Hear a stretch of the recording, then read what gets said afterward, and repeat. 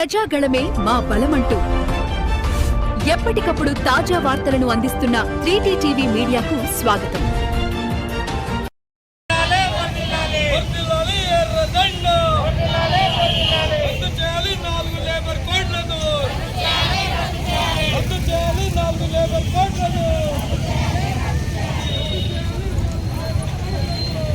మనం ఆపకపోతే వాటిని వెనక్కి నెట్టకపోతే భవిష్యత్తులో మనం ఒక్క దగ్గర కూర్చొని మీటింగ్ పెట్టుకునేటువంటి అవకాశం లేదు.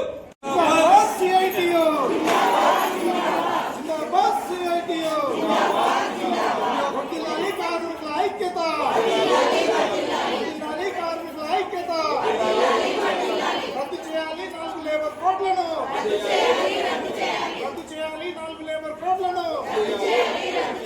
డౌన్ డౌన్ నరేంద్ర మోడీ ప్రభుత్వం, డౌన్ డౌన్ నరేంద్ర మోడీ ప్రభుత్వం.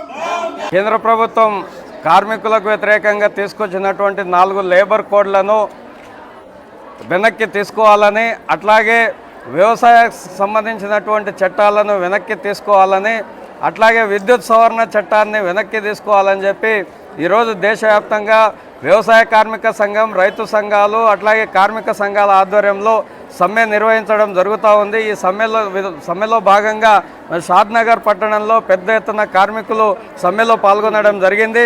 ఇప్పటికైనా రాష్ట్ర ప్రభుత్వం, కేంద్ర ప్రభుత్వం వెంటనే కార్మికులకు వ్యతిరేకంగా ఉన్నటువంటి చట్టాలను వెనక్కి తీసుకోవాలి. కేరళ ప్రభుత్వం ఈ చట్టాలను మా రాష్ట్రంలో అమలు చేయమని చెప్పేసి వాళ్ళు వెనక్కి తీసుకోవడం జరిగింది. అదే తరహాలో రేవంత్ ప్రభుత్వం కూడా ఆ చట్టాలను మా రాష్ట్రంలో అమలు చేయమని చెప్పేసి అసెంబ్లీలో తీర్మానం చేసి కేంద్ర ప్రభుత్వానికి తెలియజేయాలని చెప్పేసి మేము కోరుతా ఉన్నాం.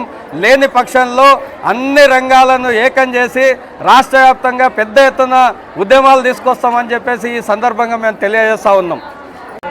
నేను అంగన్వాడీ హెల్పర్స్ యూనియన్ అధ్యక్షురాలని. అదేవిధంగా నా పేరు జయమ్మ. మా సమస్యలు చాలా ఉన్నాయి. మా సమస్యలు ఏంటంటే బిఎల్ఓగా పనిచేస్తున్నాము. బిఎల్ఓ ఉద్యోగం కూడా 24 గంటలు చేస్తున్నాము. అదేవిధంగా మేము అంగన్వాడీ లోపల ఒక విద్యారంగాన్ని అప్పచెప్పాలని మేము గవర్నమెంట్ను కోరుతున్నాము. మా దగ్గర పిఎంశ్రీ విద్యను, ప్రీ ప్రైమరీ ఎడ్యుకేషన్ను, అదేవిధంగా మాకు రేవంత్ రెడ్డి గారు 18,000 వేతనం చేస్తానని టెంట్ కిందికి వచ్చేప్పుడు మేము 30 రోజులు ధర్నా చేస్తే 18,000 చేస్తానని చెప్పి ఇంతవరకు వేతనం కూడా లేదు. 65 సంవత్సరాలు రిటైర్మెంట్ బెనిఫిట్ కల్పించి వాళ్ళకు కూడా అంగన్వాడీ లోపల అడుక్కునే పరిస్థితిని తెచ్చిండు.